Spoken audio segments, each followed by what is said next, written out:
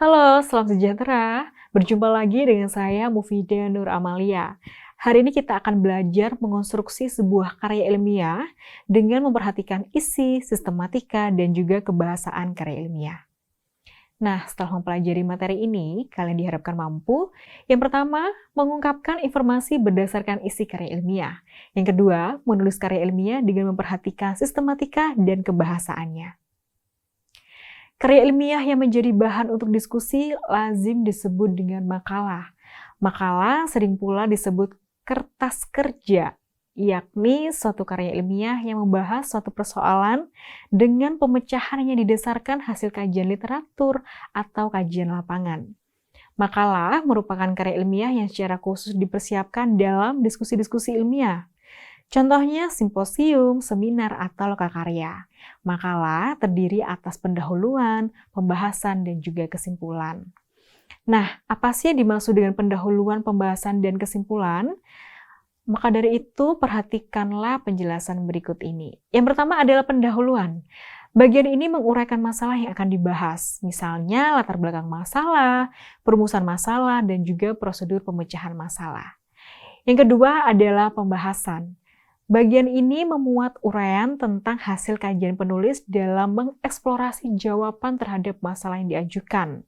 Dilengkapi pula data pendukung serta argumentasi-argumentasi yang berlandaskan pandangan ahli dan teori yang relevan. Yang ketiga adalah simpulan. Bagian ini merupakan simpulan dan bukan ringkasan dari bagian pembahasan. Dan yang tidak kalah penting adalah bagian daftar pustaka. Daftar pustaka adalah sejumlah sumber yang digunakan dalam penulisan makalah tersebut. Bisa diambil dari buku, jurnal, majalah, surat kabar, ataupun laman dari internet. Untuk menulis karya ilmiah yang baik, ada langkah-langkah yang harus kalian tempuh. Langkah-langkah tersebut adalah yang pertama, menentukan topik.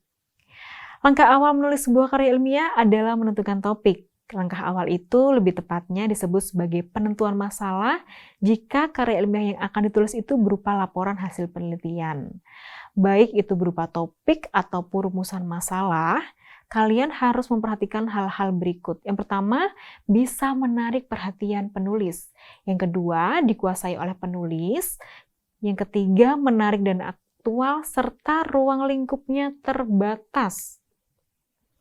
Yang kedua adalah kalian harus membuat kerangka tulisan, ya. Jadi langkah ini penting dilakukan untuk menjadikan tulisan kita tersusun secara sistematis. Langkah ini sangat membantu kita di dalam penelusuran sumber-sumber yang diperlukan di dalam pengembangannya. Berikut ini adalah contoh kerangka tulisan. Kerangka ini dikembangkan dari topik peranan pemuda dalam pembangunan.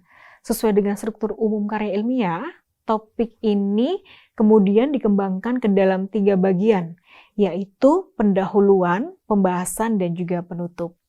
Dengan kerangka seperti ini, kalian bisa memetakan bahasan-bahasan yang dianggap relevan dengan topik yang akan dibahas. Yang ketiga adalah mengumpulkan bahan. Langkah ini sangat penting di dalam menyusun sebuah karya ilmiah. Berbeda dengan menulis fiksi, karya ilmiah tidaklah demikian. Agar tulisan kalian tidak hambar, kalian perlu sejumlah teori dan data yang mendukung terhadap topik tersebut. Yang keempat, kalian perlu mengembangkan kerangka menjadi teks yang utuh dan lengkap. Kerangka yang telah kalian buat, kalian bisa mengembangkannya berdasarkan teori dan data yang telah dipersiapkan sebelumnya. Langkah pengembangan tersebut harus pula memperhatikan kaidah-kaidah kebahasaan yang berlaku pada penulisan karya ilmiah. Semoga sampai sini kalian bisa memahami informasi dari saya dan semoga bermanfaat. Sampai jumpa pada topik selanjutnya. Terima kasih dan sampai jumpa.